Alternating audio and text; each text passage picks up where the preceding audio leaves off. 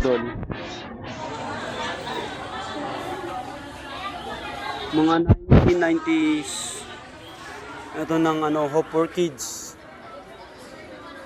Ito yung dating playground nung kabataan ko. Meron to rito mga dating duyan, siso, kadulasan. Pero ngayon, naging parang garden ng damuhan. Kaya meron dun kalabasa, papaya, yun. Nawala na yung ganda ng playground. Tinayuan na lang to ng Baseco Daycare. Ang daycare center yan, multipurpose building. Eskwelahan para sa mga nursery. Dati itong Hope, dinarayo talaga to ng mga turista, ng mga foreigner, ng mga taga ibang bansa. Tumutulong sila sa mga tao rito sa lugar namin para mapaganda yung bukod sa lugar. Nagbibigay sila ng mga tulong, pero sa ngayon parang wala na, napabayaan na yung lugar na to. Wala na rin yung mga foreigner na pupunta dito na katulad nung dati, panahon ng mga 90s, mga batang 90s. Panahon namin, tuwan-tuwa kami rito.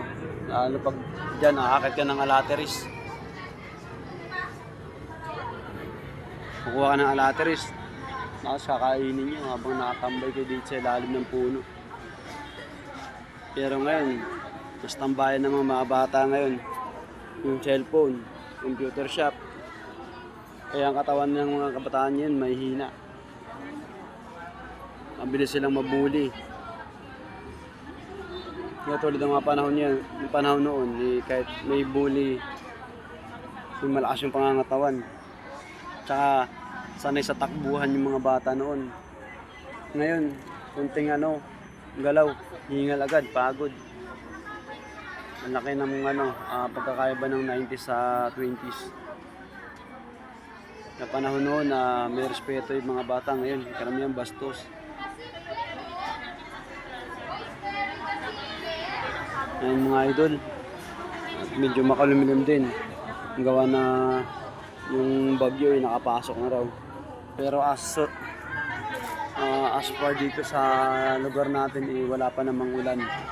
Makalumilim pa lang naman. Yun lang, at mag-ingat palagi.